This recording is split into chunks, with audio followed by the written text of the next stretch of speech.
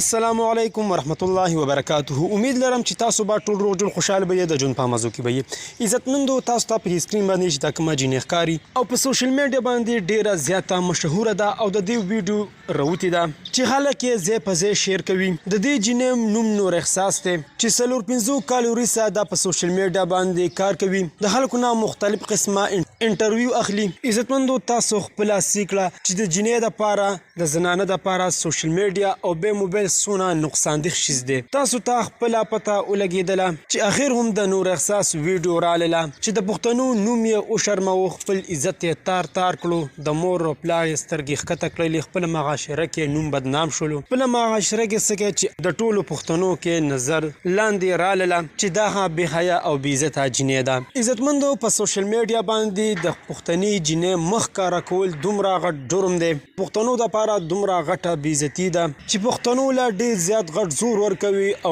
ډیره زیاته افسوس او د پریشانۍ خبره ده چې زمونږ یو پښتنه خور راپاسي او په سوشل میډیا باندې خپله چخره پردو خلکو ته پردو سړو ته ښکاره کوي. الله تعالی دې په ټولو مسلمانانو باندې رحم وکړي. عزتمندو تاسو چې کومه دا ویډیو وکتله دا د نور احساس ویډیو وه.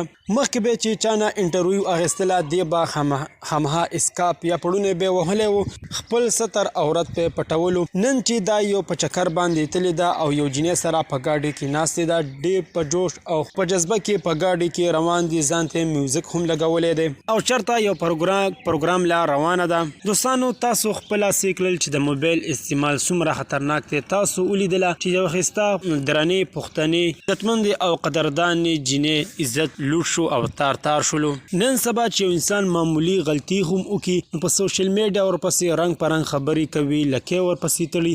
دې نور احساس صرف په سوشل میډیا باندې خپل مخ ښکاره کړی دی، خپل مخ یې په سوشل میډیا باندې خلکو ته ښودلی دی او دې مسلمانانو د وړو سوشل میډیا والا د 2 روپۍ والو میکونو والا دا خبر خپور کړی دی چې د څه نور احساس غلطه ویډیو راغلی ده او پردو سړو سره غلط کار کړی دی. عزتمندو دا خبره مکمل دروغ ده او دا پیک نیوز چلیږي. د دې هیڅ غلطه ویډیو نشته دی، صرف دا ویډیو راغلی ده چې سوشل میډیا باندې خپل مخ ښکاره کړی دی او د کیمرې مخې ته راغلی ده. نوره د نور احساس غلطه ویډیو نه ده راغلی. پلیز د دې پیک او غلط نیوز نه واوړئ، دا دروغ دی، داسې افواه خوره شوې ده. زما پښتنو ورونو ته دا درخواست دی چې د خپلې خور د خپلې پښتو خیال وساتئ، خپله ځان مه شرموئ، د پښتنو نوم مه بدناموئ. که فیسبوک ګوري که یوټیوب ګوري بس د نور احساس غلطه ویډیو رااله خلک یې شیر کوي. عزتمندو غلطه ویډیو هیڅ چارې هم نه ده راغلي او زمونږ پښتانه ورونو هم دې خبرې لا زور وکړي چې د نور احساس غلطه ویډیو رااله چاته په کار وي انبکس ته راشئ. مهرباني وکړئ عزتمندو دا مکمل دروغ دی، دا پیک نیوز چلیږي.